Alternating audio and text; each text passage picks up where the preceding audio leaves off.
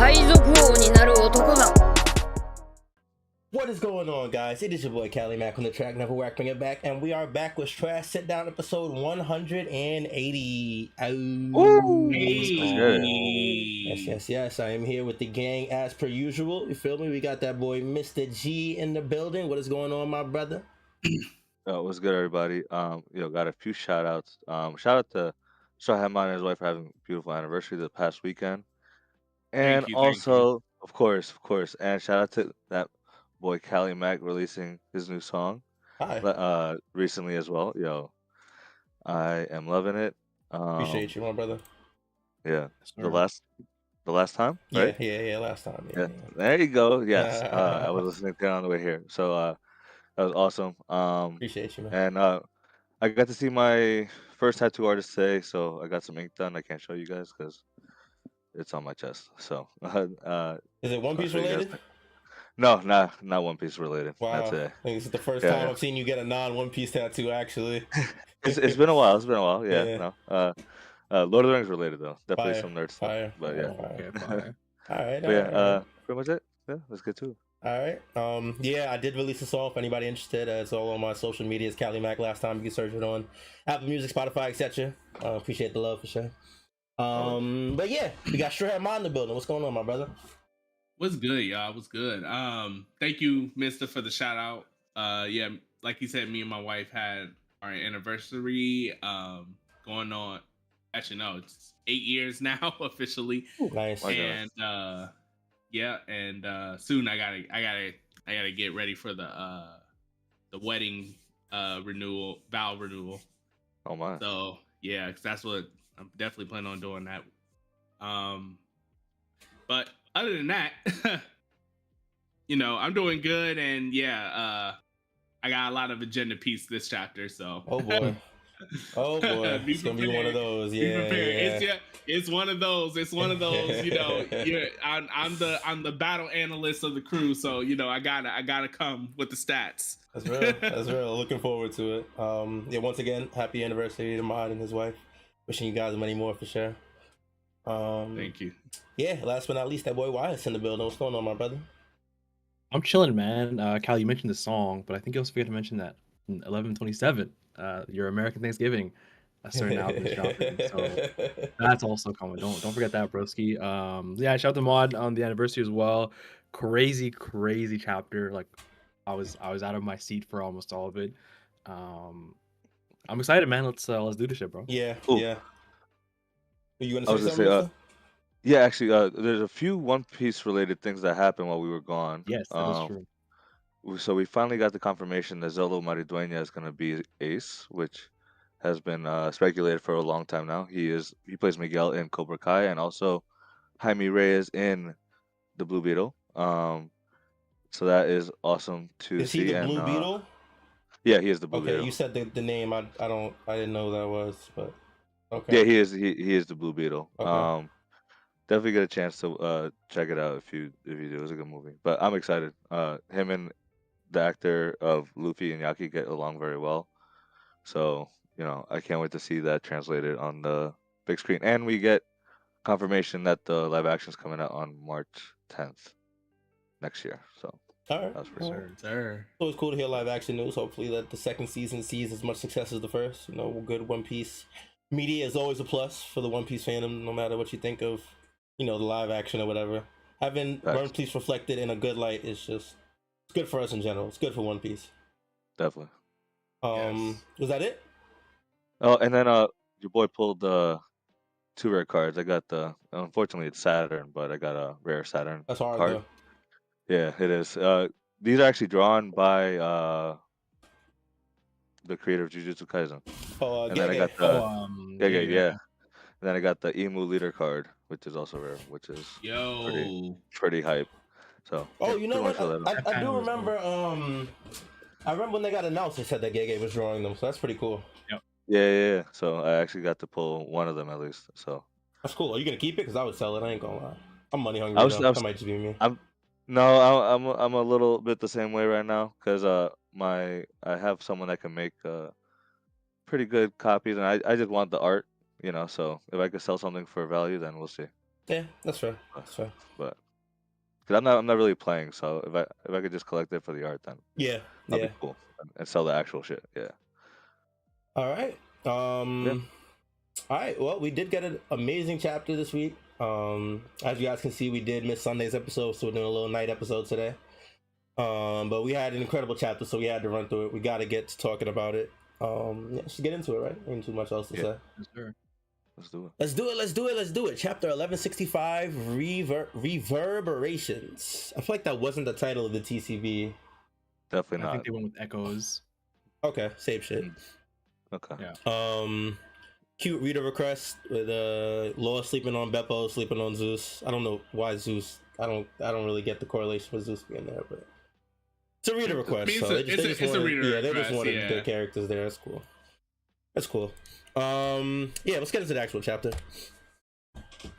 We start this chapter off with Rox in a very, very unfortunate state. We see the tears running from his eyes and him pleading for Roger and Garp to kill him. He's also not pleading through his physical voice, but through what we assume is the voice of all things. We have we have Garp asking Roger if he hears that, to which Roger replies that he does. And then they start scrapping just like that. We see Rox go for a sword slash, which immediately gets met with a clash from Roger. As Garp comes in with a fist straight to the face. Conqueror's hockey coded, it looks like. Yes. Yes, you can tell by the strings. Yeah, sure. Yeah, okay.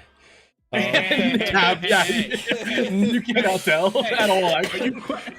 Are you questioning your analyst? Yeah, Nah, you got it. That's all you, bro. That's why I waited for you to say something, because I wasn't gonna confirm it. Yeah. That's all you, brother. So what people have been talking about is like, so one thing that Oda does is that like the lightning streaks typically from Conqueror's hockey are a lot thicker than like regular hockey, ornament hockey clashes and stuff like that. And if you look, these are some pretty thick lightning, and later on in the chapter, I'm pretty much sure it's confirmation that is what this is. But you know, we'll get there. All right. So yeah, Garp hits Rox in the face with a Conqueror's punch. Roger is doing a Conqueror's clash with Rox, but Rox, being the absolute Chad that he is, blows both of them away, slams them both into Rox. Oh, well, actual Rox. Slams them into boulders, I guess. Yeah. And we actually see a sky split. We see the soldiers in complete disarray. They're like, why does the sky look like that? Why is it split? We have to get the fuck out of here. I saw some people saying that this was a solo split from Rox. 1,000%. Okay. 1,000%, yes. Okay. Because he unleashes his hockey in the bottom right of this panel. They get blown back, and then the sky gets split. It's definitely just his regular hockey flex doing that, which is wild. That is insane. I think it's the first time we've seen it solo, right? It's always been from clashes. Never ever. Yeah, it's been a clash. Yeah. every time. Yeah, well, no, in the insane. anime, I think in the anime they show Luffy doing it in Gear 5th as solo, I think. But The anime, telling animations. yeah. Sorry. But I mean, obviously it's the anime. I get it, but it's like, you know, the point is I feel like Oda is establishing like, yeah, this is like a Yonko level feat, probably Yonko plus because it's by himself or whatever. But yeah. Okay. Okay, I don't remember this dude's name. I'm not gonna lie, but I remember this. Kyo, I think. Silver X. That's Silver Yeah, X. Silver X, Yeah, Silver X. Okay, he's saying let's steal a ship and get off the island, and they're like, "What do you mean, Rock ship?" And then he says, "You guys really think Rox is coming back?" We cut to Shiki. Says, "This is the end." Official, by the way, I have to interject. Official absolutely butchered this, like completely. That one panel is Kyo saying, Silver Axe saying, "Let's steal a ship, but not the ship, Yeah. and get off the island." And the next person actually says, "Wait, shouldn't we go back to Rox's ship?" And then Silver Axe is like, "You really think anyone's going back to Rox's ship? It's over." Yeah. They're not saying let's steal Rox's ship. Do you think that Yeah. the official made a mistake with the translation? Yeah, I can tell you the official made a mistake by multiple sources. Oh, okay. Wow. Yeah, Yeah, Official we ain't got that always shit right. cited. Got that shit cited. Yeah, it for sure. happens. Yeah, It it ain't always happens right. from It ain't time always to right. It time. does. It does. Oh, it does. Oh no. No, So not, yes, not them it does. specifically. I thought you meant like in a general, like Oh. people make mistakes, like they do. TCP fucks up. Oh, okay. Official fucks up. I think because I was trying to say it doesn't happen often with the official. I thought you responded to that like, No, yeah, no, it no, does. no. Like, I'm only an anime hater. I'm not That's an real. official hater. That's real. That's very real. But yeah, regardless, the Rocks Pirates are looking like they're finished. She confirming it. We see a lot of the pirates running to the shore, trying to get the fuck out of here. We cut to the marine ship where one of the marines is speaking to Garp, asking him what his orders are. What did he say? And then Garp says, once you get every living resident and sailor on board, shove off and get out of here. Well, we cut to the Roger ship where Roger basically says the same thing. He says, once Rayleigh and them get to you, get out of here. And then we get the cool double panel of them both saying, I will be back. We cut to another cool, this whole page is pretty sick, I can't lie. We get the nice parallel shot of Roger and Garp both taking their coat off. Garp says that he came here to take Roger and Rox into custody. And Roger said, I just wanted to get Shaggy and some money and get out of here. But Roger insists that instead they should probably do a truce, temporary team up. Garp says, I have a number of issues with this, but I can't afford to let him run free. From there, Bro, go ahead. I was gonna say I absolutely love the first panel of seeing Garp and Roger next to each other because Roger really does look like Ace here. Like they look like Luffy and Ace. And Yeah, I thought it was agreed. pretty cool. Like Yeah, they do. They do. Yeah. Maybe this is the first time Roger has ever look like Ace. Yeah. Fact. I feel like as the manga has gone on, Oda has like started morphing him into Ace more and more. Yeah, I think that he definitely. I don't want to say he didn't have it planned, but it definitely feels like he's trying to include it a lot more. The more we see Roger. Yeah, because if you were back like original. Yeah, episode 1, Roger that was on the execution board. He looked nothing like. He was just a pirate. Yeah, really. Yeah. Roger's been alive the whole time. It's like it's just a body double plot twist. Yeah. Definitely a dope panel though. They both call the temporary truce and then they spring into action. Rox goes to slash one of them, but Garp dodges, kind of does a jump over Rox as Rox slashes into the mountain. We then get Roger behind him, goes for a slash that kind of kicks or slashes Rox into the mountain that he was stuck in.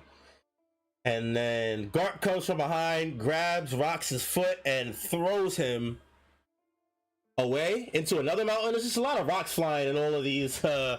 There's a whole bunch of rocks flying everywhere. So, bro's getting hit between mountain and mountain. As Garp is doing his attack, he's saying, "Hey, Rox, that look you've got." He said that look you've got the curse. Is there any way to break it?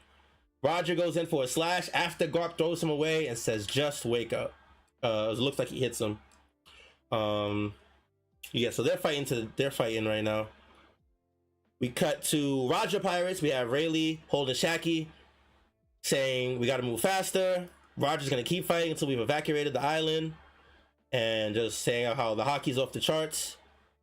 And then we see Gloriosa, who I completely forgot about up until this moment. I don't know what she's been doing, but she ends up pulling up. She says, "You got a spot for me on the ship, I assume." To Gabon. Was Gloriosa on the Rogers pirate ship in the flashback? Oh, it was on Never. rocks. No, I know she was on rocks. In a flashback. Yeah, but we've never heard of anything like this at all. This is like new to us. So she probably it's new. departs at some point, but I'm assuming she probably ends up on the ship. They probably just drop her and Shaggy off of like Amazon Lily afterwards. Yeah, because I guess we don't see Shaggy either. Now that I think about it, so yeah, that makes sense. We then cut to Big Mom and Kaido, which is I think this is a really interesting scene. Because it kind of confirms what we already knew. But Big Mom says, "Listen up, Kaido. You owe me for the rest of your life. You're gonna make good on that." Kaido's like, "Yeah, no, finders keepers." And he's like, "Just watch. I'm gonna create a new crew where violence rules all." Big Mom says, "You think you're hot stuff now? Keep dreaming of the day you'll beat me. It'll never come." We then cut to this dude. I think Struce. Yeah, I knew him, but I didn't know him. Got you, boy. I appreciate you. He tells Big Mom, "Let's go. Let's get the treasure." Then we get the infamous promise from Big Mom saying she will come and collect one day. Kaido's like, "I'll be waiting to crush your spirit." So this is basically the prelude to their Wano interaction. Yeah. So basically, they haven't interacted with each other from this day forward, basically. Yeah. Or for the most part, yeah. Like it's just that's a long. You think about how long that is, like 30-something years. Yeah, like that is a long time to hold a grudge and feel this way. And they picked up right where they left off too. It's so funny. Pirates are so petty. Pirates are definitely petty, man. But I will say I do like the camaraderie. They have a very big sister, little brother vibe.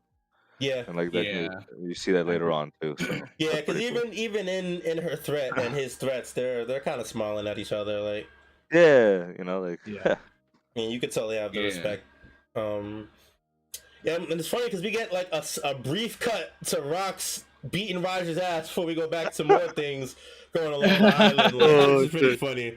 Yo, I was actually, now that you said that, it kind of reminded me of, remember in the Dragon Ball Super movie when when Goku and Vegeta bounced to go practice their fusion. They're trying to fuse, and then we're just cutting to Frieza getting his ass beat in between. Yeah. I think if the anime does something similar to that, it's just gonna be so funny. Bro. Yeah, it would be really good if they did it like that. But yeah, we're seeing a lot of the different threads around God Valley closing, and we're seeing a lot of the starts of a lot of these legendary pirates. Yes. We cut to Whitebeard here, who is getting talked to by a certain pirate who says, "You're the one that knocked down the mountain, are you, Newgate?" Newgate's like, "Who are you?" The guy's like, "Looks like your crew's falling apart. The name's Graham." And then we get the reveal of the silhouette is the captain of the Polo Pirates, Polo Graham, who looks a lot like a certain Phoenix Fruit user. Talking about Marco, of course. The guy says, "I'm a big fan of yours. You got no ship to go back to, huh? Team up with me instead." And then Whitebeard is like, "Get out of my hair." I saw a really interesting theory about this. I saw somebody say that this. A lot of people are assuming that this could be Marco's father. But I saw an interesting theory that said this might possibly be Marco himself. And he already ate the Phoenix Fruit, and he dies at some point, and then we got reborn as Marco. Yeah. Okay. Goes crazy. That's actually interesting. Instead of Marco Polo Marco, change it up a little bit. That's pretty cute. Marco Polo. Yeah. Yeah, and if you read it in our Western English, like the first name, because this Polo's his last name, right? Polo's his last name because Japanese, yeah. Like Polo, right? It's like Uchiha Sasuke or whatever. You read it Sasuke Uchiha. But I'm me, I'm like a big the most simple explanation is the one, so I'm always probably his dad. Even when we saw this guy earlier, right? That's fair. Yeah, exactly. But I actually think this has a lot of credence, and the reason it has a lot of credence is because at 15, Marco was already Whitebeard's first commander. Or at some young age when we see him in the Odin flashback, Odin became the second commander. So Marco was already the first commander at a really, really young age. So it makes sense if like he had been reborn or whatever, or he dies at some point or like whatever happens. It makes a lot of sense because of that point. Like he was very respected by Whitebeard very young. So if he already had been part of his group for a while and was pretty strong, I was like, wow, that to me that's the missing piece that explains it. That's true. Do you think that this is a one and done? Like Oda's showing this and he ain't going to touch up on this again, or do we get a flashback with hologram? I think it's possible. I think it's possible we could still get a flashback because Marco's still a player in this whole thing. Yeah. We don't know how big, right? But we know that he's going after Weevil, and he's got questions for Vegapunk with wherever that's going to lead him to. And it's wouldn't be the first time that he's helped the Straw Hats again, So it's definitely possible. Or I could also see Oda being like, this will be a side book, like because recently they got they released the Law side story, like physically, so The you could novel, definitely get yeah. like the novel. So I feel like they could also do the same thing with the Whitebeard pirates and Yeah, you in that could. situation. Yeah, yeah. So it's possible this could be either side content or something he touches on later. Yeah. If it's an ad, straight up SBS. If it's actually Marco and that fruit theory is right, it might actually get touched on. Yeah. Yeah, I can see that. But yeah, really cool to see him for sure. This definitely adds to the start of Whitebeard's legend. We've seen a lot of the starts of all these pirates and characters, and how they start to move from God Valley. Bro, Whitebeard a goat, bro. Like Whitebeard's a goat. he really like came out like OD out of this flashback, in my Yeah. opinion. It was Yeah. niggas. It was Yeah. niggas. It was niggas in our own chat saying that Blackbeard slimed him because Blackbeard Yeah, did him dirty yeah. because he slimes rocks. Like, bro, No, this yeah. what did Oda say? It's a matter of reading comprehension. Whitebeard has definitely been one of the realists in this flashback for sure. My Yeah. my only thing though is that I'm surprised they're not fighting rocks right now though. Like they just like bouncing. Like you know what I mean? Yeah, Like so that's been a kind that of a discussion that that's my only people. thing. Yeah, there's people. So and that's something I wanted to ask y'all. So, do y'all feel like that this was kind of not bad per se, but kind of underwhelming, where in terms of like how they like split off and stuff? Because even though the story established that this wasn't like a crazy like family unit type crew, or even honestly like a sane middle ground crew, to be real, there was some level of like respect and care, Especially amongst these four, definitely. yes, yeah. And people feel like the Domi Reversi to Rocks and him coming out swinging against Big Mom and them feeling betrayed. They don't feel like that.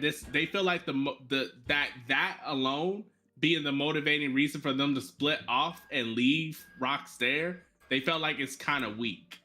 Do y'all feel like this was adequate enough, or do y'all feel like this was also like kind of weak?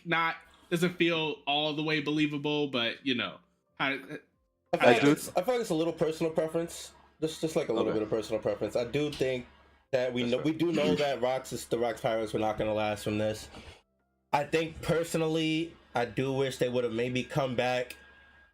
And in my head canon was that they would all wake up from getting blown away from Rocks, and they would all see Roger and Garp delivering the finishing blow or doing this super strong attack, and then they would realize, okay, the Rocks Pirates is done, and go off on their separate ways. For me personally, I do think it's a little anticlimactic, but I don't know if I feel like it's objectively anticlimactic.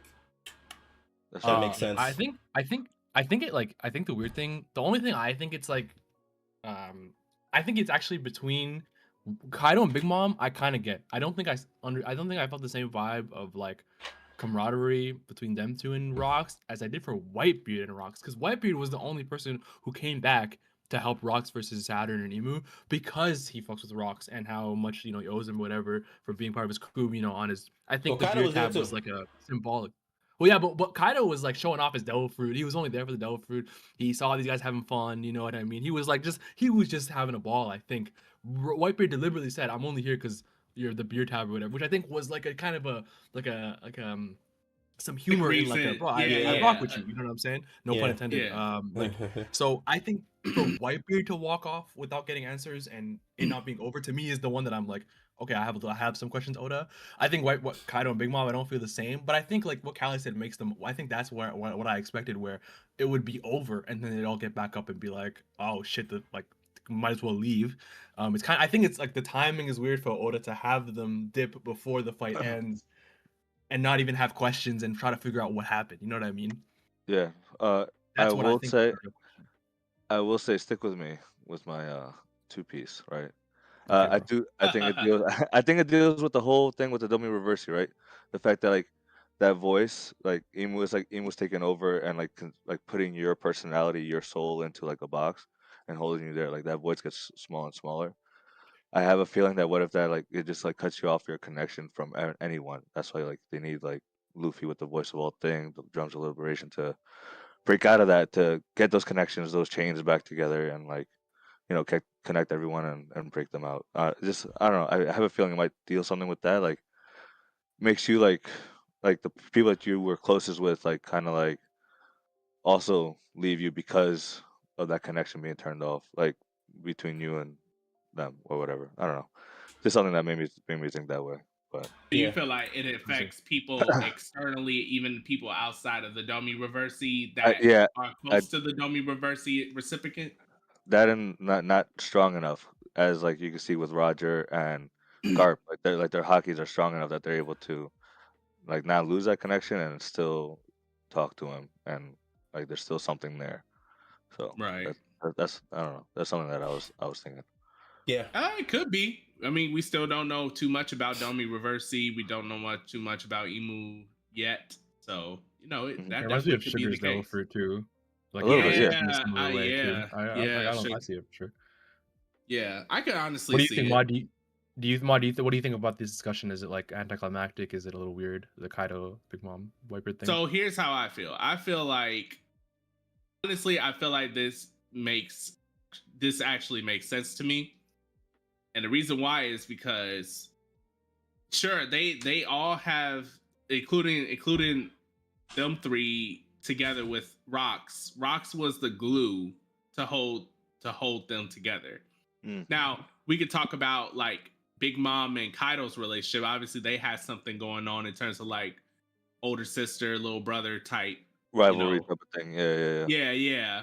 But overall, the crew was only held together by Rocks. So if they all feel betrayed by Rocks, then there's nothing to talk about. Like it's kind of over. And I can see that with people that are kind of as aloof as these conquerors hockey, big shots. They kind of are like that. Even Whitebeard to some extent. Like Whitebeard, like we saw Whitebeard's reaction, right? He at that cold ass panel, a Big Mom being blown past him and him just looking dead ass at Rocks, and him like, is this really like this is how you feel? Like this is really how you feel, Rocks? Like, and him doing the clash with him and getting sent back and stuff is like, okay.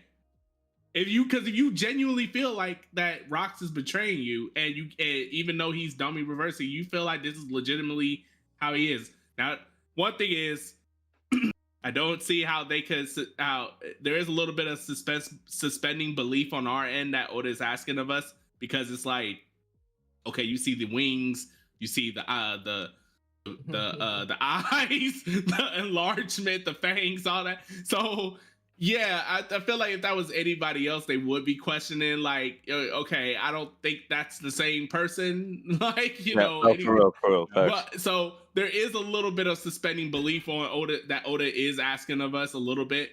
But let's say for some reason they're not catching that, or it's for some reason flying over their heads. If they legit feel betrayed, there's no reason for them to stick it out anymore. No, Like, yeah, they've mentioned it too, right? Like he looks a little bit bigger than usual, right? Like if it wasn't like I heard, I don't know if it's true or not, that like in Demon Slayer, right? Like the elements that you see, like the fire and stuff, that actually does not happen in Yeah, the actual Orthodox. Demon Yeah, Slayer. it's all in their never heads Yeah, or understood why. whatever. It's just right? regular sword I've fighting. never understood why they said that. So I'm wondering if that's like the same thing in this situation that like, they don't see, but we as the readers get to see what they actually look like. But I don't think that's the case, because they did mention Yeah, Big that. Mom Oh said it, shit, like you said. he looks bigger. Like what the fuck? Like yeah, like and It and also all other happened people really comment on their fast. it appearance did, too. it did. Yeah, I think it that definitely too. happened way too fast, and I think that's a fact. Like Kaido, like there was only one panel where he appeared in front of Kaido, and then he slammed him into the wall. Big Mom, next thing. So I think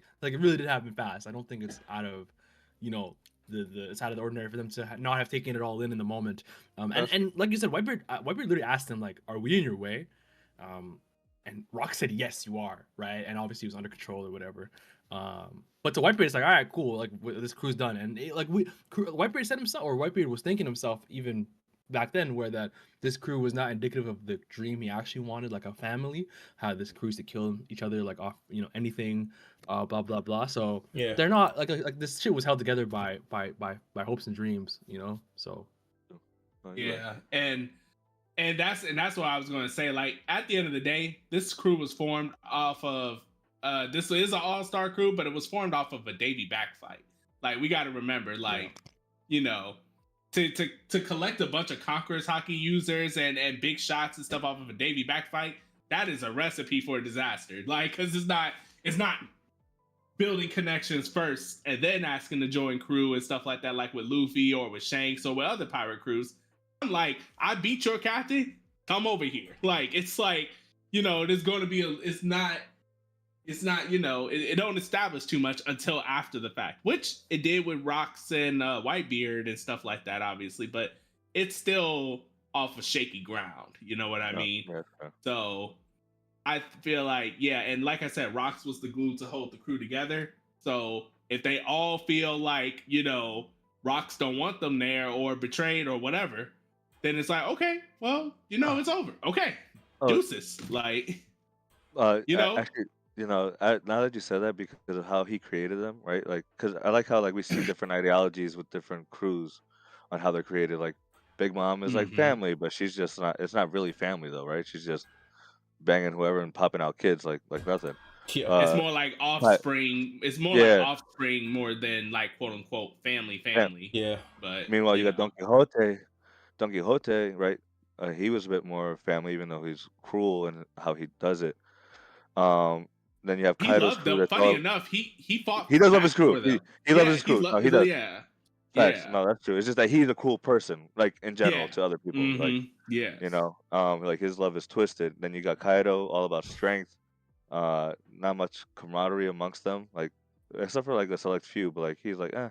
But he at the same time, he wanted to protect Yamato. That's why he had Yamato chain in Wano, protecting them. But then you also have like Rocks. He created his crew. He picked all the strong people, right, to make a powerful crew to take on whatever he knows that has to be taken on, which is obviously the world and Emu and all that stuff. But meanwhile, you look at the Straw Hats. Everyone on the crew wants to get strong for Luffy, like to get to their goals, but their goals also tie into helping Luffy acquire his goal, which is becoming king of the pirates and, you know, becoming the most free person there is. So I feel like there's like a difference in that type of strength and bond, you know, amongst each other, and that's why I think that's why the Straw Hats will shine later on. Yeah, even the story acknowledges it too. Like Saturn, when he came to Egghead, he was like, "Oh, so you're a crew that's all about teamwork and working together." Yep. Yeah, so, and I heard that was animated recently because I haven't been watching the anime. So yeah, I don't know. Yeah, I don't know if you Oh, guys it watched definitely has that. to be. They're on the Vegapunk message, like deep in the Vegapunk message. So I gotta it check was a that while out. ago. I gotta see how that was animated. Yeah, yep. So yeah, that is what happened, and so like you said, yeah, how they form their crews shows the ideology differences between like how they feel a pirate crew should be, you know, most likely, and you know, like you pointed out, Luffy and other people like him, such as Shanks or whoever, and Whitebeard actually, because he acts people. It seems, I think. Well, actually, he beat Ace into submission and said, "Join my crew," and then he beat him again. But I mean, damn, that's terrible. And then these guys call him dad. That's crazy, bro. He's like, yo, that's crazy. Oh no, Whitebeard, you got some explaining to do, bro. That's crazy. I know. That's crazy. I'm not gonna lie. Him and slander him at the end. This is wild. The duality. Yeah. So yeah, the Rocks Pirates are disbanding. We cut to Gloriosa. Is that Gloriosa? Stussy. Yeah. Stussy. No. Stussy. Yeah. Asking about where Newgate. Yeah, asking where Newgate went. That's the booger man, right? Saying, "Don't ask me." Ganzui. Ganzui, yeah. And then, well, the guy under him, I forgot his name, but you see what he has next to him? The ghost. Oh shit, he does. He has Corona's crew. I didn't even notice that. He's also he's also one of the zombies on Through the Bark. He's the 4-armed one with the guns, I think. Doesn't he look like the Guilty Gear player? Like, yeah, people, because when we saw him on in the Kuma flashback, he had like the sunglasses. They were zoomed in on his face. He looked like Johnny. Yeah, he Guilty did look Gear. like Johnny. Yeah, yeah, It yeah. was a big like. I mean, now he looks more like a scrub. Like he looks Yeah, I like know. the character he is in the Wanted one shots, right? That's where he's Yeah, from. His that's name is true. Gil Bastar. But Gil yeah, he has Bastar. Perona's fruit, Oh my and I find it interesting that all the people on Rock's that show their devil fruit, except for Shiki, and obviously the Yonko, are all the people that died and are on to the bark, and these are the ones who devil fruits we've seen reincarnated. Just like a little touch crazy. of like Oda showing like these are the ones that devil fruit reincarnation is a thing that we haven't really seen much of if you think about it. Yeah. And So also, it's interesting to see. you actually just brought it up. It didn't occur to me that a lot of these guys were seen as zombies on Thriller Bark. Yep. There's a Gone to theory. Yeah, if we're going off, and I'm pretty sure what you're about to say, Matt, if we're going off the theory that that Thriller Bark is God's Valley, because that's the theory that's been floated around for a while. Yeah. And these guys' bodies are on God Valley / Thriller Bark, then it's a question to how, if they make it off the island. Yeah, that's the question, right? Like, but it's so I guess. Well, I'm trying to think. Is the question, do they make it off the island, or is the question, how are their bodies there since they make it off the island? Because it seems like they're gonna make it off, right? Right. Maybe something happens to where they don't make it off. I know I've heard people think that Emu uses Uranus here. I don't Okay, think so. I was just thinking that too. Cause like, wasn't Thriller Bark a big ship, right? No, or is it? Thriller Bark island? was a big ship. It was a Thriller huge. Bark was an island. It was a huge ship. It was an Yeah, island it was an turned into a island. ship. Yeah, it was It was, It was an the island whole turned into a island ship, was yeah. a ship. Yeah. Yeah. So it's either like Emu uses Uranus and destroys the island, and they were on a ship and got away, or they somehow make the fucking island move. You know, like Well, like some shit like that. wait, it might, like, I'm forgetting, like, they're in the West Blue right now. Ain't And so- ain't he from yeah, and- the West Blue? Mm-hmm. Who is he? Moria. Moria? Yeah. Yeah. Yes, and if you guys recall, when we first see Dragon here, one of the panels is a family, a blonde. It's one of the women's. It's the woman we see when we first see Shanks and Shamrock together. Like their mom is showing them off, and then one of the kids is, or there's like a woman there saying, "Oh, like they're so cute" or whatever. We see that her and her two kids in the chapter we first see Dragon in, and one of her kids has like black hair that they like go. Two of the spikes go upwards in a weird way, and I definitely still think that might have been Moria. Interesting. Because we hear that, and we hear that because we saw that because in the Yamato flashback, right? Like, this Kozuki hero was born in the West Blue, fought Kaido and died, right? Which that had to have been in the last 20 years because Kaido's only been there for 20 years.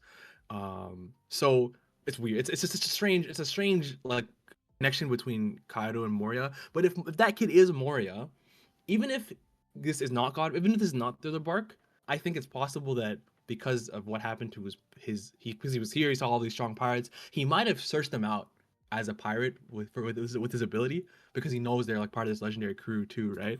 And he saw them in person. If that kid is him, That would be interesting. That would definitely be interesting if that was the case. yeah, because That would be then they don't have to interesting. die here as well. They could just go look for them. Right. No, that's true. Yeah, so we cut to one of the Navy ships where somebody is screaming, "What are you doing, Dragon? Calm down." And then we turn the page to Dragon pointing a barrel straight in the face of, I'm assuming, one of his superiors. And he's like, "No, what are Probably you the people guy. doing?" Go ahead. Probably the guy who was lying to whoever was asking if all the recruits are here, and then someone's like, "Where's that kid Dragon?" Oh, One of the yeah, Navy you're men, right. right? You're right. Yeah. Probably that guy. Yeah, and Dragon's like, "What are you people doing? Do you know what we're aiding here?" And then we cut to some of the refugees that are still on the island, and he's like, "Put them on our ship right now. We have to rescue them. If anyone argues against it, I'll execute him on the spot." So Dragon is going full revolution mode here, just completely going against military orders, Navy orders, and doing his own thing, making sure he can rescue whoever he can. You know what is so funny about this point, Callie, is that when I read this, I was getting weak because I was thinking to myself, probably Callie's probably reading this and thinking Dragon's doing more here than he's ever done in the whole story. Absolutely. Now, you know me so well. My brother. That was Bro, I was gonna absolutely say my that. thought. Callie's like, finally. we finally get dragon action, and it's 30 years in the past, but whatever, man. It is what it is. Literally 40 years ago. Yeah, man. I will say though, yeah, I think it's definitely like it's nice seeing like he like because of what happened, like he couldn't save a single child. Like right now, he's desperate to save anyone, right? Yeah. But then I'm just so curious. What the fuck does he learn that he hasn't made a move yet? Like he definitely learned something, or someone tells him something that about the future, like, and he's just been fucking waiting. You know what I mean? And just getting strength. I do think that as much as I love to slander Dragon, and I will continue to slander Dragon until he does something, I will say that him in this flashback does make me believe that he will have a super significant role in the future. Not that we didn't already know that, because honestly I didn't know that because he's been a bum, but this does make me believe that he will genuinely have a very significant role in the upcoming war, future arc, whatever the case may be. Yeah, because he's on go timing here. He tries to make sure he can save these refugees. One of the Navy guys, I'm assuming the guy that he has the gun pointed on, he says, "This isn't going to end here, Dragon." And Dragon's like, "It better not." We cut to Roger pirates with Rayleigh and Gabon running away from the Roger ship once all the Roger pirates have gotten on their ship, and they're asking, "Where are Rayleigh and Gabon? Where are you guys going?" Gabon's like, "Don't you dare follow us. Take the ship out in the open water and wait." So they're going back to help their boy Roger. We cut to a world government ship where we have Saturn saying that island will never have existed. Understood. And it looks like he still has the emu eyes going. I'm assuming he's still possessed by emu. Yeah, I think. Yeah, that's emu talking. Yeah, that's the emu eyes. We cut back. Yeah, that's emu talking. Yeah, That's just wild. Yeah, no, this panel is crazy. He looks scary as hell in this panel right here. We cut back to Roger, Garp, and Rox is still in their clash, all fighting at 100%. And we got some narrated speech here. They say the God Valley incident, S level, top secret classification, records of clandestine operations and special hazard pay for naval base G11 and Cipher Pole number 6. Registry of participants in the human hunt expunged. Site of event, God Valley. Island location, area, population details erased. Number of fatalities unknown. So I guess this is just the Navy report on what happened at God Valley. I think so. We then cut back to the fight. We're still seeing the fight where the other half of the mountain is being knocked off, or getting knocked down from the aftermath of the fight. We see Roger saying, "Garp, did you know about that black enormous monster the government has, and they call themselves good?" And Garp's like, "I can't believe it either." Roger's like, "If you're gonna quit the Navy, come join us." And then Garp is like, "Don't be an idiot. If I quit, who's gonna watch out for the rank and file?" Hey, that's dope. Crazy, crazy exchange. Garp, this whole flashback he's been that guy, man. He's definitely recontextualized a lot of things that people thought about him for sure. Gotta respect it. Gotta respect it. I think that line really was the line where I guess if people were waiting for something, it was this line right here. Yeah, like how are you still in the Navy after all of this happened? And you know, this is a dope way to explain it. Can't even be mad at it. I feel I've been saying too, like you gotta judge actions over words, right? Like what has he been doing this whole time he's been in the Navy, trying to recruit the realest of niggas, right? Like Ace, Luffy, Kobe, Aokiji, Dragon, right? He's just trying to just put the people that he can trust, into the Navies, make them the organization he wants to be. I think we could have gathered this a little bit, but I'm glad to see it said. Yeah, I agree. Yeah, so we then get some interesting hockey explanations here. We see Roger say it all comes down to mass, doesn't it, Garp? Garp is like, "What do you mean mass?" Roger says the color of armament is a power that doesn't yield to the devil fruits, and on top of that, I was wreathed in the color of the Supreme King, conquers hockey. There's no way it couldn't have hurt him. And Garp says, "Yeah, but he was guarding with Supreme King too, so they cancel out." And then Roger's like, "Exactly my point. There's no damage unless we surpass that." This is a lot different conversation than TCB, by the way. I feel like it went a little bit differently. But regardless, he says it all comes down to who wears out first. If it's all down to who is out first, we'll lose. There's no way to keep up with a monster like that.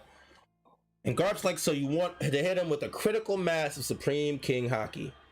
Roger's like, exactly. Don't even think about whatever stamina you need after that. And Garp is like, in that case, you're saying we don't come back from this alive. Roger's like, if we can pull this off, all three of us will be down for the count. Garp is like, if we miss, we're done for. And as they're talking, Rox catches back up with them. And Garp says, listen up, Rox. I don't know what I can say to console you. I don't know what happened to you either, but there's one thing I do recognize. I recognize your sorrow. And we get this really sad shot of Rox in absolute tears. Bloodied and bruised up. Still on his mission. And we see Roger and Garp getting ready to charge up their final attack. And we see Roger fighting back tears, actually. He's just like me, bro. Yeah, no, this shit hurts, man. Just like me, I'd be crying all the time, bro. Yeah, this shit hurts, man. This shit hurts. But Roger fighting back tears, charges up his final attack. He says, God of Fire. Garp says, Infinitum. Rox charges at them with an attack, and they finish their attack. Roger's was God of Fire Ace, and Garp's was Infinitum Explosion.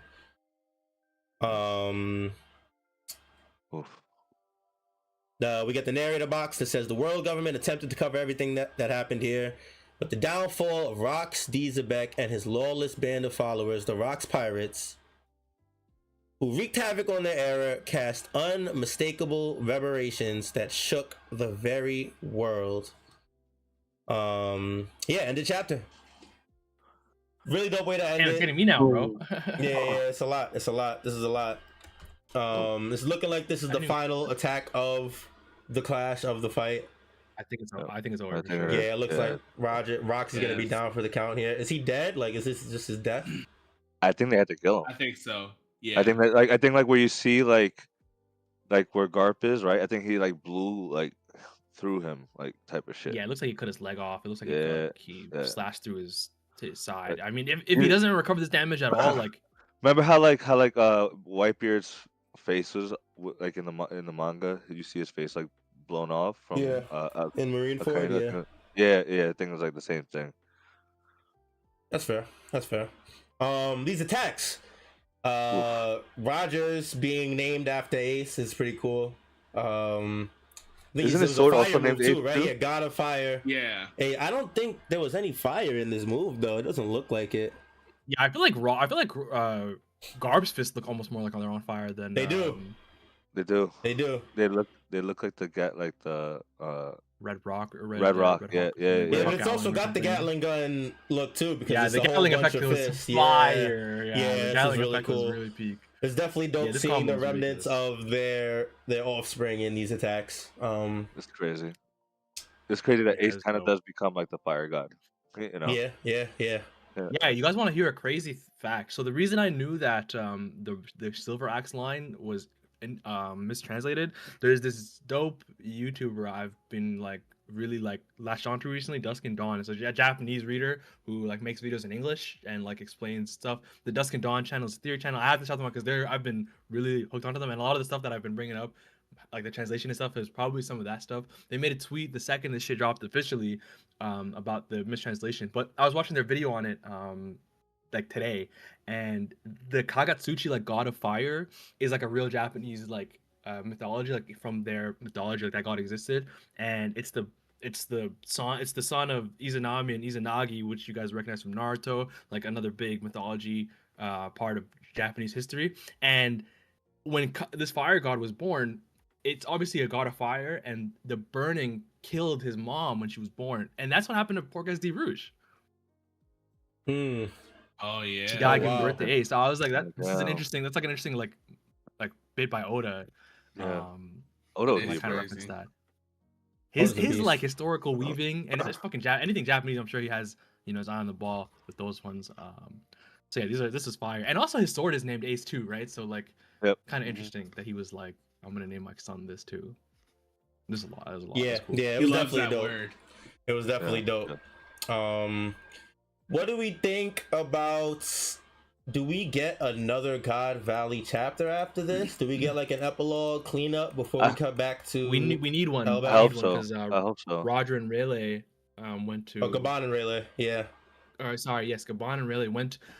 And I presume this is how they get out of this place, right? They're gonna see Roger and Garp like cooked, unable to move after they've expended all their Conqueror's hockey, and they're gonna get them back onto the ship or whatever. Yeah. So I think there's Yeah. at least that, and I wonder if Rox wakes up for a second to say anything to them.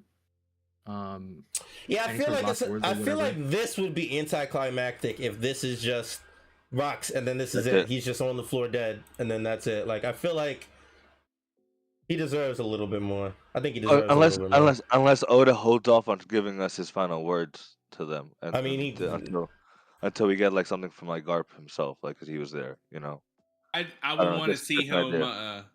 I would want to see one last chapter of him being I back do to want normal, more but chapter. dying, and then him dying with a smile as well. Oh, I would like that. necessary. I would like that. I would definitely like we that. need that. We need that. We need that, bro. Are we entertaining any theories that he's not dead? Or that he doesn't die No. here? No, this is That it. he This is doesn't just die? it. Yeah, that he doesn't die. Yeah. I think this is it. I mean, I couldn't see how he would get out of this. Like, it's like even if he wasn't dead or dying from that attack, Emu is going to wreck whatever is left on the island. And it'll be nothing but remnants. Now, I know we talked about how this island is, secretly Thriller Bark and stuff, but there's going to be some type of big explosion to set off, send off any life that's left on that island. I don't know how he would survive that. So, yeah, I'm. I also think that we watched this whole incident be hyped up for 200 chapters, and then we finally got like a little bit of it at the end in Egghead, and then we finally, I think surprisingly, got it here. Right? Yeah. I don't think any of us thought we were gonna get a real God Valley / Rocks flashback in Elbaf going into it. I just think it would be crazy for we see this very moving scene again, another twist we did not expect of how much we were gonna not want this to happen and him to actually lose to Roger and Garp. For Oda to turn around and be like, oh, Psych got you, he didn't really die, he survives. I think it would be a little like I almost want to use the word disrespectful a little bit. Like I feel that, especially the Rocks. Yeah. Exactly, two Rocks. That's literally who I was kind of pointing that to, because we've just we've grown to appreciate him so much. We had this huge fight with these two. I just think it would be wild and like let him let your actions mean something. Let it have some finality. Yeah. Yeah. Definitely hope that we definitely get some type of closure for this. Yes. Agreed.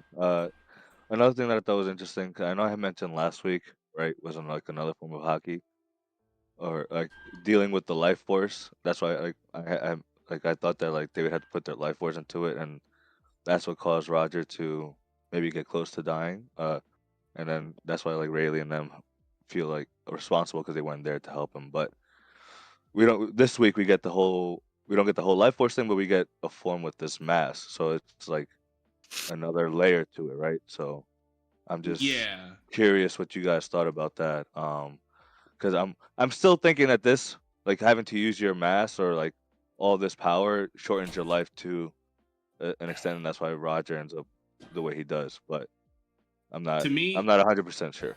So to me, this is the equivalent of Luffy's Gear Force, but for Supreme King hockey, for Conqueror's hockey. Basically overdoing it, over exerting your ornament hockey to do all that, but then you're left with nothing at the end, for at least for a brief moment. Yeah. Not a brief moment, but 10 minutes, which is forever in a fight. So yeah, I think it's the same thing, but with Conqueror's hockey here, in my opinion. Basically putting your all into, like, pouring out all your hockey into one critical attack, and then being left with nothing at the end. You guys think that this is part of what Gaban was talking about and how to injure the Holy Knights? Yes, It kind of has to be. I It think kind so. of has to be, yeah. I think so. Because Like I pouring all think your especially Conqueror's Hockey in mass to. yeah, it makes sense now, especially because of what he said to Zoro, right? He's like, you're leaking Conqueror's Hockey, like it's just fucking oozing out of you. There's no form to it, and I think that's what they're trying to hit at. Like you gotta like give it mass and like really like to cut into these fuckers. And Yeah. I think He Yeah, that's goes you on to say like be careful about how you use your Conqueror's Hockey, right? They're not immortal. yeah. Like he literally brings up Conqueror's Hockey when he's talking about it too. So I definitely think it's part of it.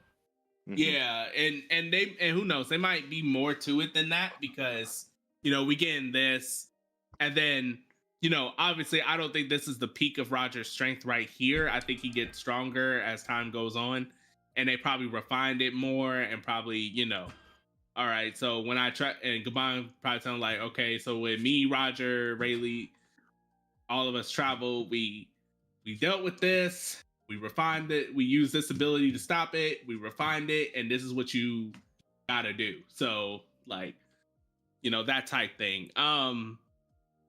But as far as like the explanation goes, I don't know, I feel a little underwhelmed by it a little bit. Me too.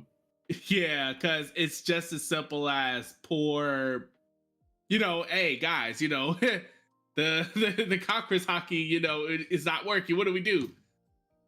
Use Just more of focus it. it. Like you pour it all Yeah. out. Like I'm like, Focus it, all of it. Yeah. yeah, I'm I like, feel that. I feel that. it's a little weak to me.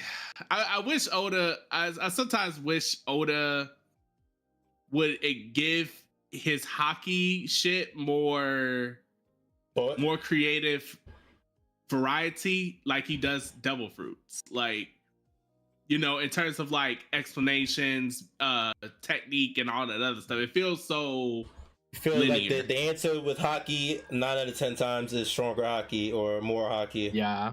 So that's definitely, and I think and- that's been a criticism since hockey was introduced. Not just that, but just that, like you said, since it's been introduced, it's just been a very linear solution to what was before hockey was introduced, a really creative battle system. The shonen aspect of One Piece. yeah. I can and definitely agree with that. I agree. crazy I too completely agree. because the advanced observation future sight is very creative, and armament not so much, but it's cool. Like it's all right. But Conqueror's Hockey is just so. That's the one I expect to go Oda to go balls deep on, like in terms of like conceptually, because it was built up to be this like Insane choice huge. of phrase, but I get you. Did you say balls deep? That's Yeah, crazy. like, bro. yo, Jesus Christ. That's wild. My That goodness. shit would call me off guard, bro. Yeah. Like I mean, like you know what I mean. Like I want him Yeah, to. yeah, I yeah. wanted him to like use all his creative ability on, expanding Conqueror's Hockey and stuff like that, because that was the ability. Everybody being in fear when they saw Luffy had it, and they're like, "Oh my god!" Like, Yeah. no, he can't live. He can't live, and doing all they could to stop him. I'm like, oh damn! So Conqueror's Hockey must be that shit for real. And it is, don't get me wrong, the story treats it like that. But as a third person observer, it's just like, it's like, you know. Like it's not even like a visual like that's why people love fucking like Dragon Ball, right? You get Super Saiyan, then you get the next power up that looks different. Conqueror's Hockey is like, yeah, some lightning here and there, maybe some glowing, maybe Yeah. like And it's an attack boost, which it's but- fine if it's an attack boost, but give it some oomph. You know what I mean? Look Guys, yeah. you want to be Jewel? I see you, man. Yo, I feel the same way.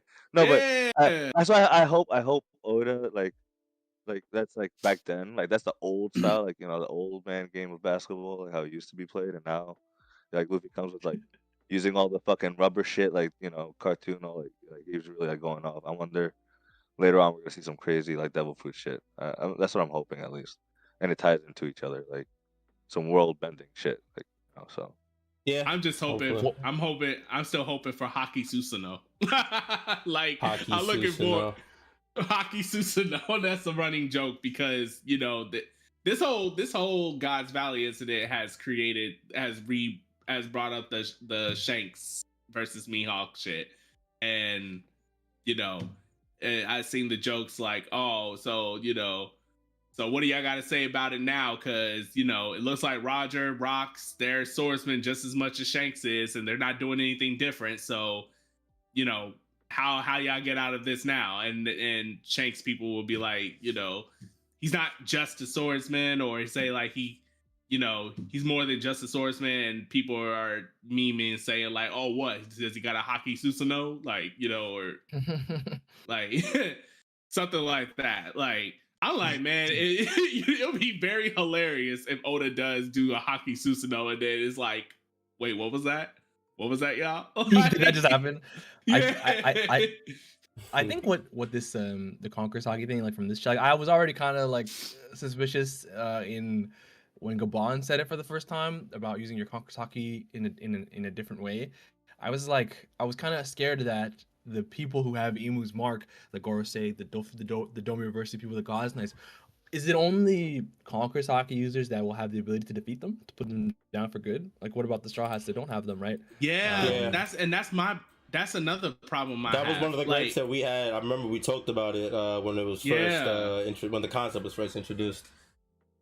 Yeah, the problem I'm having as we get later and later in One Piece is that it feels like the gap between like the Straw Hats and Luffy and the top 4, excuse me.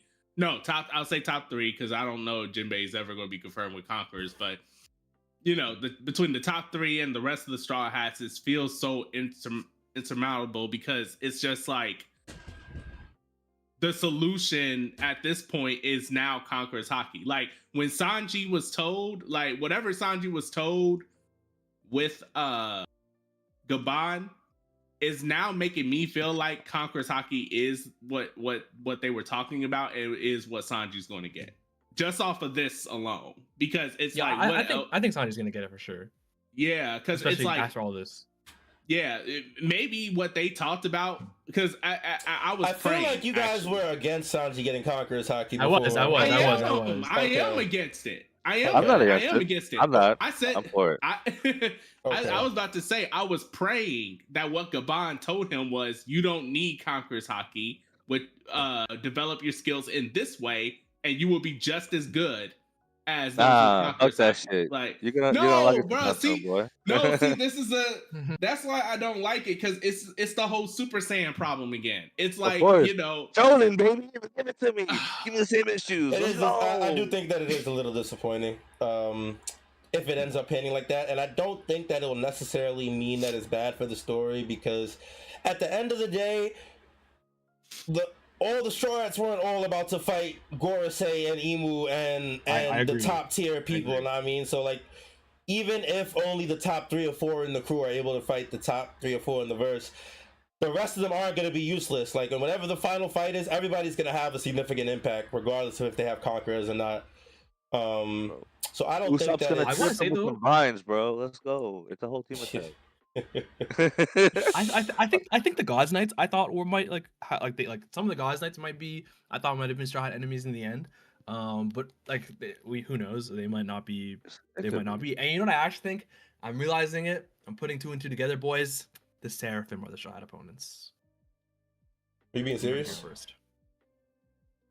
Reserve? Damn. The only thing I don't think that's, well, at least one. I don't like it. But that's my point, is that I think like the Kuma one's not gonna turn.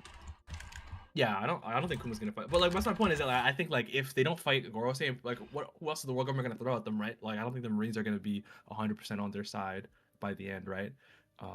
Seraphim versions of the Straw Hats. Boom. Well, they're actually this nigga, Callie, this is where you it's getting late, dude. It's getting late, bro. I'm not serious now. I'm so tired. But it's definitely possible. I mean, like, I do think the Holy Knights are gonna, like, especially for like Nami, Usopp, like those type of characters would be good opponents. I would hope. Otherwise we're otherwise then you're right. Then or it could just be fucking people that we've seen get to Domi reversing. And then next thing you know, it's the Straw Hats having a hard time fighting that. I don't know. Actually, I'm stupid, y'all. I'm stupid. There is one other way. Oh, you're still I didn't want to say it, All right. but All right. Shit, No, if you're no. the one saying it. There is good one, but there is one way that I feel like they can actually fight a Gorosei and Emu and the Gods Knights, etc., etc. There is one way, and it's The technically drums of liberation. Luffy gives it to everybody like he did with Bonnie. No, but you're on the right track. It's he learns how to imbue objects with Conqueror's Haki, just like Joy Boy did for the robot, and he gives everybody his Conqueror's Haki for the fight against God's Knights and Seraphim and them. Rama did it first, I fear. I'm sorry. Kurama giving everybody the Kurama cloak and The shit. chakra the mode, yeah. True. This is I true. think But that makes but the precedence is there. That's why I'm saying it's there. It is. That's interesting. I didn't I think mean, about yeah, it like that. That's it a has good to one. come back and mean something. So I think you're right. That's a good one. I didn't think about that. That's good. I also think Luffy's drums of liberation, like weakening them, could be their own way of doing it, and then other people could beat them because Luffy's, debuffing them or whatever. I think that's a. I do. And it's definitely plausible, and I think it could be a combination of both, right? You got the drums of liberation, freeing them, breaking them from whatever chain of the dummy reversey, and then those closest with Luffy. Because remember, didn't Chopper say he felt Luffy like in Other way Wano, around, I like, think. or Luffy? Oh yeah, Luffy felt Chopper, right? When he fell off Elbap, yeah, he's like, in Chopper Elbap, right? fell. How did I know that was Yeah, Chopper? Yeah. yeah. So like, I'm wondering if because of the just how close they are, like anyone close to Luffy like that could get like powered up by him in a way. Yeah.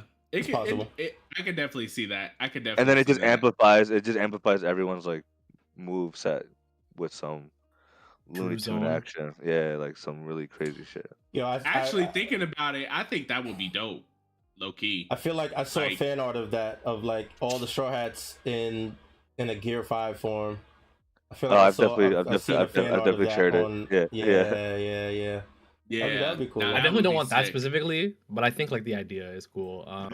This actually reminds me because Mr. brought up the Luffy Chopper moment, which I definitely think is Luffy's voice of all things, just like getting a crazy like buff, like it's been like he's just getting better at using it or whatever. And that reminds me in this chapter, Garp is the one who says, I can feel your sorrow to Rocks, yeah. Which made me think of the line that Rayleigh said to him to Luffy when he was training him, that like, Luffy, you specifically are very good at feeling people's emotions like subconsciously.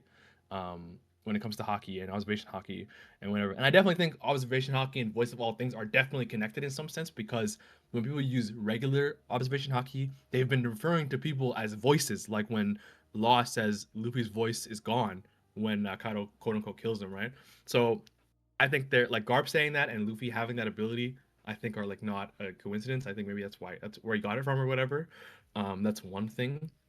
The second connection I actually had for the rest of this chapter is the mass thing. I think mass is like a specific word choice from Oda, because the TCB used the same words and the official used the same words. And again, shout out to Dusk and Dawn translator, because this point is again something from them where the only time we heard mass in terms of the One Piece like system at all is when Kuma and Vegapunk are in the flashback, and Vegapunk mentions that there's a scientist in the West Blue that measured that when people die, they lose 21 grams of mass. Yes. And maybe that's the soul, right? That was like their idea. So I think that word choice to refer to putting all your mass into your Conqueror's Haki, the word choice of the 21 grams of mass referring to your soul and all that stuff. I think that I missed you talking about putting your life force into Conqueror's Haki, and it reminded me of this connection that I forgot to bring up. So I think that could be something. I don't think that's really going to go anywhere. I don't think that is the exact same thing, but I thought mass was an interesting word choice, and who knows, maybe there's like more to it than this Haki thing. I hope there's more to it. So I'm gonna do the thing I always do and just trust in Oda. You know, you hit on something that I just thought about, and this might be this actually, I know it is. This is my 2-piece moment. Oh, just now? Damn, that's crazy, bro. Fair. That's nuts. But if I'm 2-piece, you 5-piece, my guy. Oh, well, most definitely. Most definitely. I will never disagree. That's real. No, but in all seriousness, you said that, you know, another thing that they say in when it comes to observation hockey, especially the emotional / really well done. I mean, not well done, but a very powerful basic observation hockey. They say I hear voices, or I can't hear their voice or something. And, you know, the voice of all things might be related to observation hockey in one way or the other, right? What if potentially, here's my 2-piece.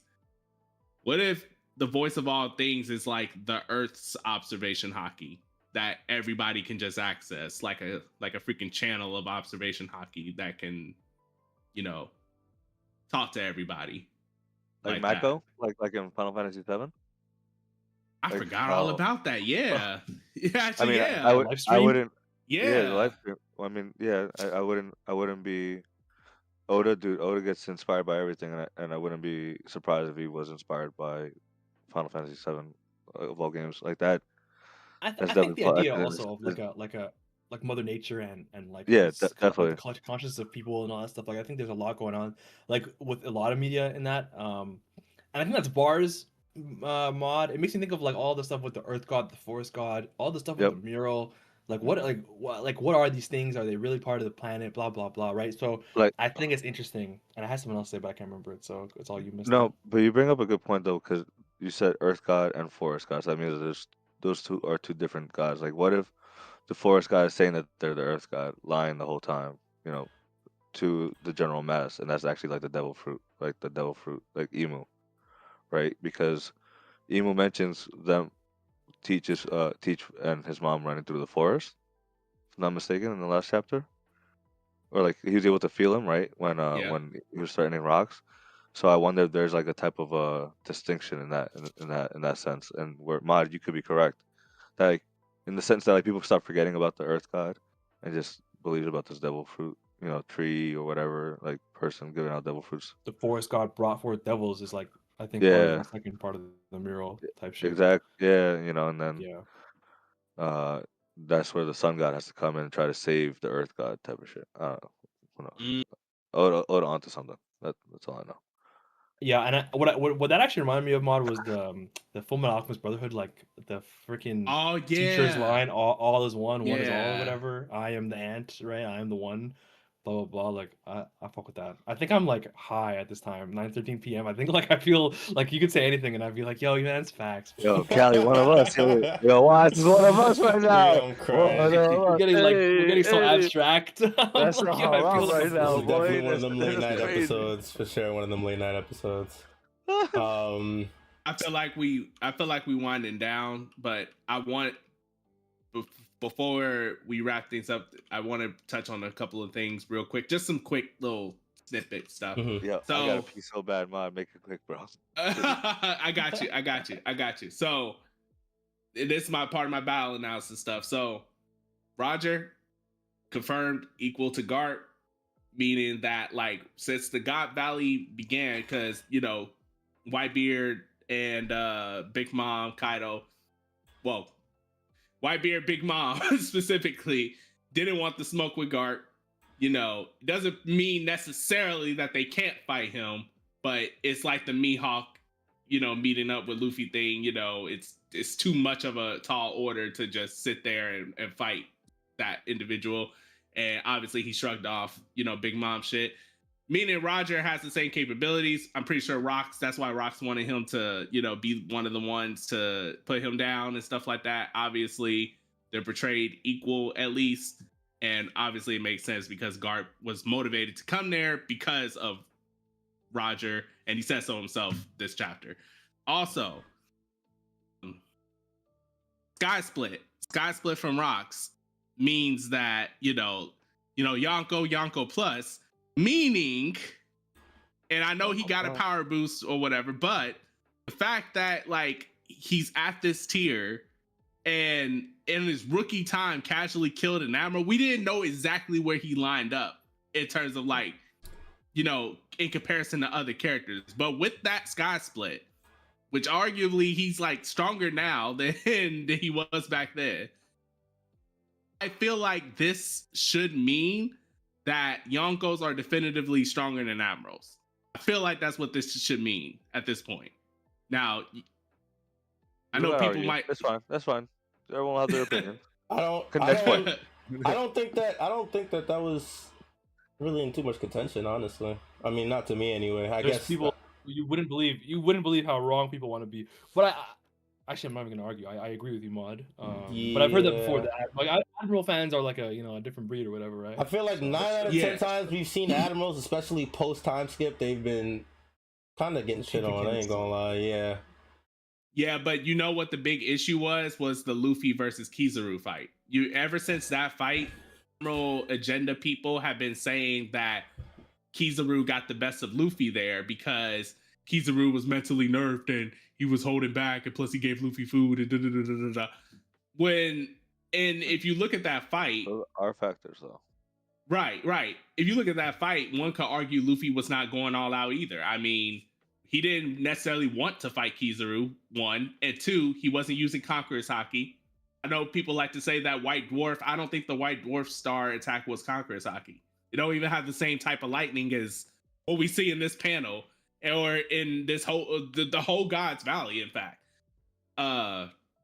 he wasn't using Conqueror's Haki there, etc., etc. But people are still making, some people, especially like the YouTube power scaling, One Piece power scaling community, is trying to push this narrative that Kizaru got the best of Luffy and admirals are either exactly the same or might be even stronger.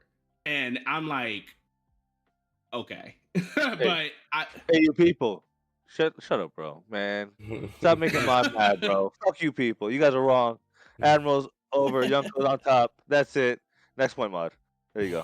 I got you. Thank you. I really got promo if I miss it. I gotta go. Okay, but that's all the points I wanted to bring up. All right, let's wrap it up before Mr. loses his mind. I really am. All right, well, this has been it for this episode. W episode from you guys. This is a long one. We was grinding this one. We got a lot to talk about though. Big shout outs to everybody that was listening live. Make sure you guys check us out every Sunday, mostly every Sunday. Twitch.tv/Cali_Mac or YouTube @ShSD. For the rare occasions that we're not live on Sundays, make sure you guys follow us on all our socials @ShSD on Instagram, TikTok, YouTube, and Twitter, so you'll always know when we're live. We'll always feed it out so you guys can know if we ever mess up the schedule or anything like that. Big shout outs to everybody watching this after the fact on YouTube, Spotify Pod, Apple Pod, etc. We appreciate you guys as well. We are on break this week, unfortunately, so we're gonna have to wait to see the conclusion of God Valley. But we will be back on Sunday with some kind of One Piece content for you guys to hold you over, so make sure you guys tap in for that. And I think that's about it. Yeah, I think that's about it. Hope you guys enjoyed the episode, and until next time, take it easy, be safe, be healthy. We appreciate you guys, and we will see y'all when we see y'all. Peace. Peace.